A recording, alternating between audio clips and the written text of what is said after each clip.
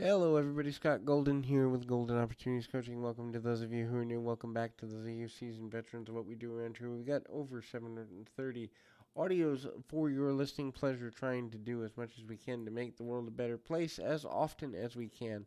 I know I've slacked off in the last week, but that's because I'm planning for what seems to be a relocation that I didn't expect, and so there may be delays in content over the next few months. But we are going to return to, as soon as possible, return to a more consistent schedule. And thank you for your patience during that process. In any event, if you're looking for coaching, business, life, relationship, or whatever the case may be, would love to be of assistance to you in the best way possible. The more specific your questions and the more specific your goals, the easier it is for me to be of service. But if you're looking for ways to cut down on distractions in your own life, and or you're looking for ways to manage your time better, this is an audio that's good for you. And also, hopefully, we can reach out and make connections either through Twitter at PO Perception or in the About Me section of this YouTube page, and we can connect in a way that makes sense for you. Either way, you'll get a member of me, you'll either get with me or a member of my team, and hopefully be able to make a connection that's meaningful to you. In any event, what are some ways that you can cut down on distractions? The first is limit use of technology. Now, I know that that's counterintuitive because most of our world is dependent on their phone, their tablet, or other technological device. However, if you have a drive and a decision and a reason why you use technology, it also means you're going to have more time for things that matter, like building friendships, relationships, managing your relationship with your kids or your spouse or whomever. The dependence on technology has taken people away from being able to really get the most out of their daily life because they're more concerned with what's happening on social media or on a text message on their phone than they are actually building relationships that are lasting. The the the wonder of technology is that it connects us with the world. The the the diswonder and the negative of technology is that it disconnects us from each other. And so finding a value in that is, important. And so that can be helpful. The next thing to consider is have a system with how you run your life. Have a system for where relationships go and the priority you give them. Have a system for how you manage your day, how you make time to eat, how you make time to rest, how you make time, when and where you sleep and how you sleep, how you get maximum amounts of rest. All of these things are important and they're things that people take for granted.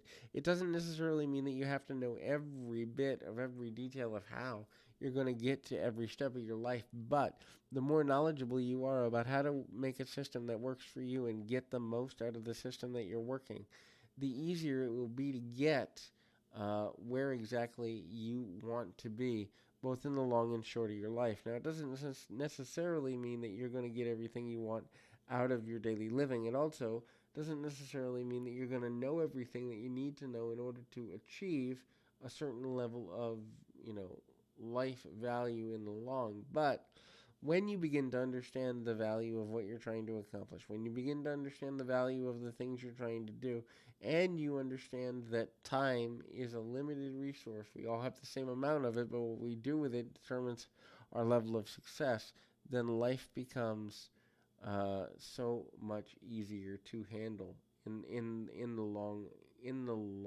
run of things. So hopefully that's helpful for you in any number of ways.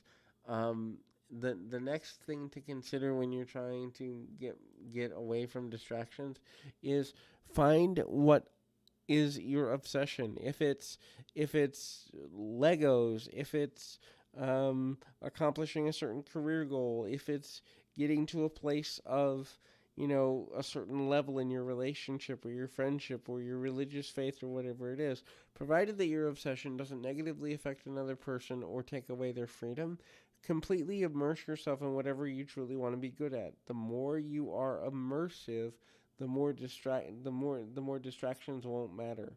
And so obviously you need to do that in moderation, but the old 10,000 hour rule simply states that when we do something for 10,000 hours, we become an expert at it. And so if you really look at what's in your life, is there something you want to be an expert at? And are you willing to dedicate 10,000 hours to that goal? That can be in over several years, obviously.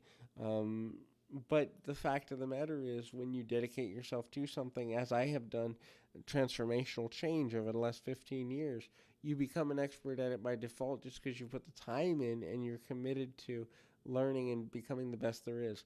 Learning mind control techniques, something as simple as memory mechanisms, like crosswords and word searches and all of that, but also mind control like meditation and manifestation and directness, and also different ways of viewing the world, um, the better it will be for you to get to a place where you can actually accomplish things both in the short and the long run. So, when your worldview changes, so too will your level of success.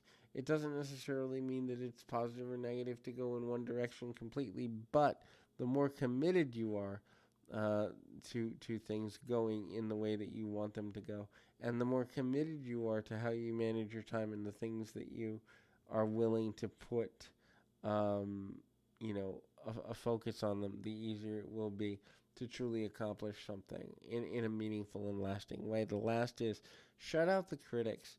Yes, criticism is always going to be there, and yes, the amount of energy you give to criticism really does matter. It doesn't mean you can't listen to it. Listen to it for 30 seconds. Listen to it for 5 minutes. Be willing to learn from your critics if you need to, but at the same time, also know for yourself once and for all that the voice of the critic is not going to lead you forward. It's the overcoming of the voice of the critic that will make a difference in your daily, weekly, and monthly life. So hopefully this is helpful, and I encourage you to continue to keep your feet on the ground, your mind in the moment. Until next time, everybody.